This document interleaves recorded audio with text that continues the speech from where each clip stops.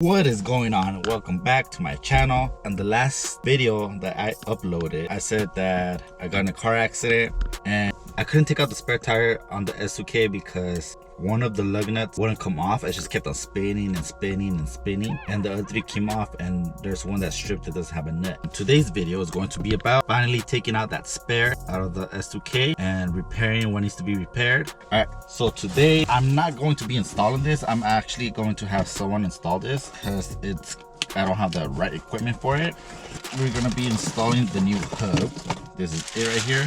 I'm gonna have this installed on the S2000. In order to put one of the studs in the S2000 is really hard. So what I did was I shaped half of this up to here in order to go in.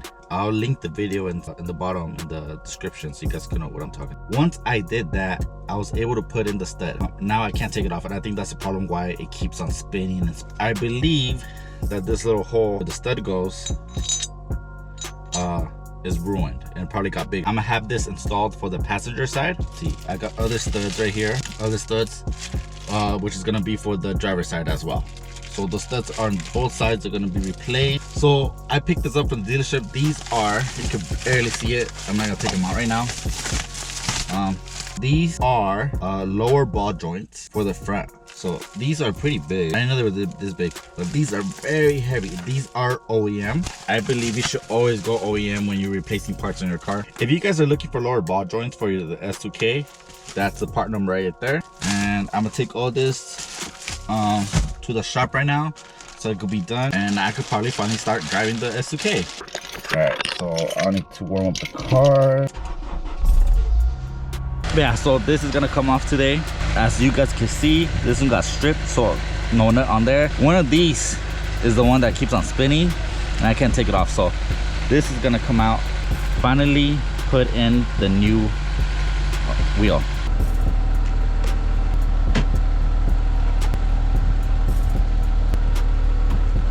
So this right here is another S2000 with a 240 body kit.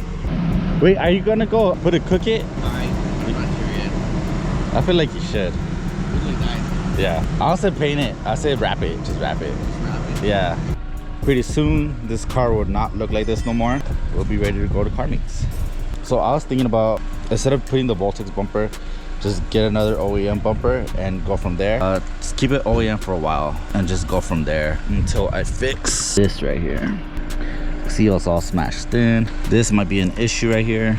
We'll see. All right, so it's been a couple days. I changed the lower ball joint, upper control arms because they were messed up. Finally took out the spare. We changed the upper control arms because they were messed up. They needed to be exchanged, so I got new ones. We changed the lower ball joint, and now we shouldn't be getting any camber on it. So I'm gonna take off the wheel, show you guys how it looks. They were having trouble taking off the spare. You can tell right here, it's a little messed up. So the wheel hub that I got, I noticed that it had little markings right here, so I wasn't so sure if I was gonna be able to use it or not. I was able to, but since I only had one and the other one had to be repaired too, so I got two from a different brand, so I didn't end up using this one. So this one I'll probably just resell it again. These are the oil control arms. The bushings are all messed up, they're all worn out and everything. This one seems to be okay, but just better to replace them. The other one though, this other one was ripped right here, little ball joint right there, and the bushings are all worn out. So that's that.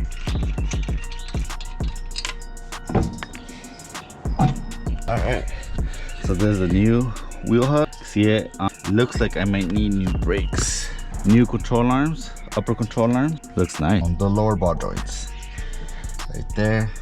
You can see it's all oily. I did get another oil leak, so I need to inspect that and see where that is coming from. I'm noticing that every time I hit a bump or a dip, this part right here is hitting the wheel. So I'm gonna see if I can straighten this out because it does look like it's off a bit. So I'm gonna see if I can do that today, but you guys will see it on a different video. I was going over, and I didn't see this before. I was going through the home cameras, and it turns out my mom hit my car on this side, and this is what happened. So I'm gonna see if I can repair it as much as I can. If not, I'm just gonna replace it. So I'm gonna take off this bumper today, just see how the damage is.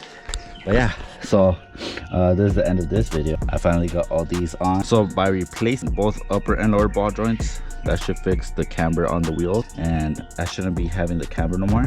But the car does pull to the left when I'm driving. I'm gonna see what's the issue on that. That's it for right now. I'm gonna check up the other side and see what's going on. So you guys are probably wondering why this wire is right here. It's because this bumper is dragging all the way down, so this is coming off today. I'm gonna see how it looks with the Voltex bumper, and this is gonna come off today. Just because it's just fucking up the fender, you guys can see right there. But I'm not gonna leave the Voltex bumper on. I am trying to look for another AP1 bumper, so I can just keep that on for a while until I get the rest of the stuff for the car. Until then, that is it for today. We're fixing the car little by little. Like, comment, subscribe if you guys want to see more, and I'll give you guys updated on the daily build. All right, see you guys in the next one. Peace.